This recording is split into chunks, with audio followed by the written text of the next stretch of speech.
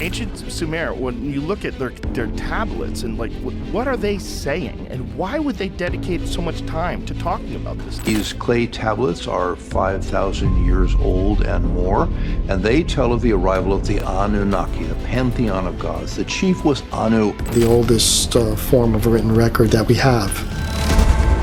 The oldest story humanity ever wrote down says we were built as a slave race, and then our makers tried to erase us.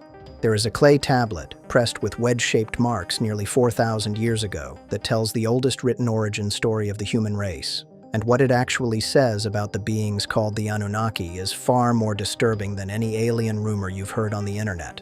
Forget the spaceships for a moment.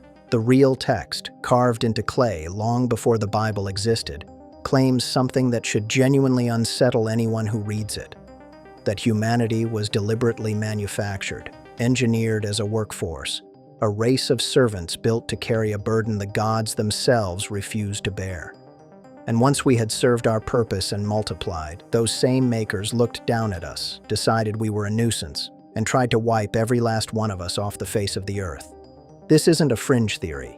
It is written, in humanity's own first words, on tablets you can read today. The Anunnaki appear across the Atrahasis epic, the Enuma Elish, the Epic of Gilgamesh, and the Sumerian king list. And the version preserved in the clay is the one that should keep you up at night. Share this with everyone you know, because this is humanity's oldest surviving self-portrait, and it is not a flattering one. We tend to imagine our ancestors believed they were the cherished children of benevolent creators. The Mesopotamians believed something colder. They believed we were made to work, that our suffering was by design, and that the powers who made us could unmake us on a whim. And the most haunting part is what happened to that story afterward. How it didn't die, but quietly became the foundation of beliefs that billions of people still hold today. Before we break down exactly what the tablet says, why scholars are certain about it, and the chilling thing it reveals about where our oldest myths really came from, make sure you subscribe to Vault of Discovery. We're giving you the real history that rewrites the textbooks. First, who the Anunnaki actually were. Over 5,000 years ago in Mesopotamia, modern-day Iraq, the Sumerians built one of the first civilizations and did something no one had done before. They wrote things down, pressing cuneiform script into wet clay. Thousands of those tablets survive, making this literally humanity's oldest literature. And the Anunnaki are all over it. In the actual texts, the Anunnaki are the gods of the Sumerian pantheon, the descendants of An, god of the heavens, and Ki, goddess of the earth, whose primary role was to decree the fates of humanity. The name itself likely means something like princely offspring or seed of the prince. They were a pantheon of deities, the way the Greeks had Zeus and the Norse had Odin. Not, in the original writings, spacemen. And yet what these gods are recorded as doing is strange enough that it needs no science fiction to be disturbing. Think about what the oldest version of our creation story actually claims. According to the Atrahasis epic, written down in the 17th century BCE, but far older in oral form, in the beginning, it was not humans who did the backbreaking labor of the world. It was a class of lesser gods called the Igigi. They were the ones forced to dig the rivers and canals, to move the earth, to toil endlessly for the great gods, the Anunnaki. And eventually, the Igigi broke. Exhausted and furious at their unbearable labor, the lesser gods revolted. They threw down their tools and rose up against the ruling god Enlil. But here's the first shocking twist. Faced with a strike by the gods who did all the work, the Anunnaki didn't simply punish them. They came up with a solution, and that solution was us. The wise god Enki proposed creating a brand new being to take over the labor, a creature designed for one purpose, to carry the workload the gods no longer wanted. As one line of the epic puts it with chilling bluntness, let mankind bear the burden of the gods. We were not, in this telling, the beloved centerpiece of creation. We were a workaround, a replacement labor force, built so that someone else could rest. And then it got stranger, because of what the tablets say we were made from. To create this new servant species, the gods needed two ingredients. The first was clay, the earth itself. The second is the detail that should make your skin crawl, A god was put to death, slaughtered, and his flesh and blood were mixed into the clay, and from that bloody mixture the first human being was shaped in the likeness of the gods. The text is explicit. A divine being was sacrificed so that his essence could be bound into us, fusing God and clay into a single creature destined for toil. We were, according to our own oldest scripture, kneaded from dirt and the blood of a murdered god, living tools with a spark of the divine trapped inside us, specifically so we could work until we died. Then came the second devastating revelation, and it is the part that turns this from strange to genuinely dark. Having built us to serve, the gods soon found us intolerable. In the Atrahasis epic, humanity multiplies and thrives, but as our numbers grow, so does our noise, until the chief god Enlil can no longer sleep through the racket of mankind. And his solution was not patience, it was extermination.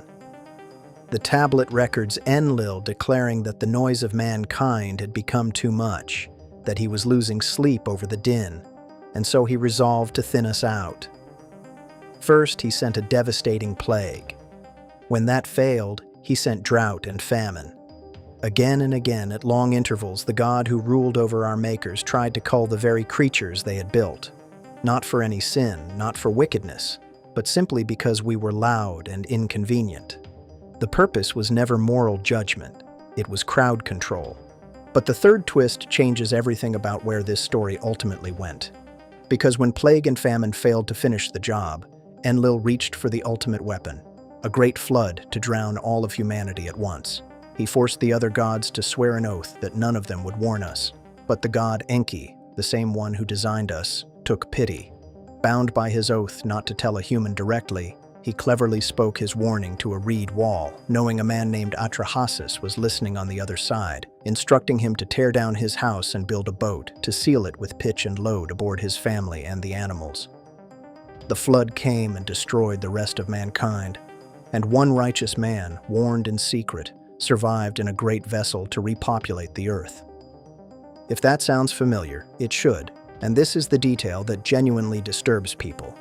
A divinely sent flood, one chosen man told to build an ark, animals saved 2 by 2, a sacrifice offered when the waters recede. This is the story of Noah. Except the Mesopotamian version was written down more than 1,000 years before the book of Genesis, and the Sumerian flood account is older still.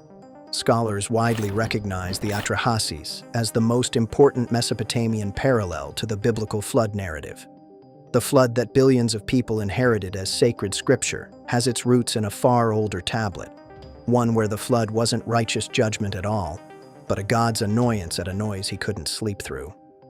You have probably heard the other version, that the Anunnaki were aliens from a planet called Nibiru who genetically engineered humans to mine gold.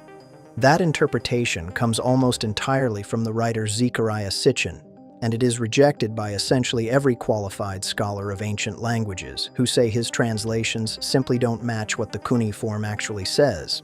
The truth is that you don't need the aliens. The real, verified, academically translated story, a species made from clay and a dead god's blood to serve as slaves, then targeted for genocide by its own creators, is far more unsettling than the spacemen ever were. One thing is absolutely certain. This single category of tablets has done more to reveal how our most ancient ancestors saw themselves than almost any discovery in the study of human history. They reveal a people who believed they were engineered as a labor force to replace striking gods. They reveal a creation forged from earth and the blood of a slaughtered deity.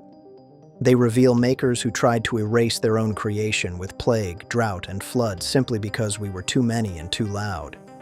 And they reveal the unsettling truth that this bleak, 4,000-year-old story did not vanish. It flowed downstream into Genesis, into the flood, into beliefs that shape the modern world. Our oldest words about ourselves do not say we were loved, they say we were useful and very nearly disposable. The sands of Iraq still hold tablets that have never been translated, fragments cracked and buried in museum drawers and unexcavated mounds, each one potentially carrying another lost chapter of humanity's first story about itself. As more of this ancient clay is finally read, The Anunnaki of the Atrahasis may prove to be only the opening lines of a far stranger account of where we believe we came from. When the next tablet is deciphered, the story of who we thought we were and who we thought made us may have to be rewritten all over again. Stay tuned.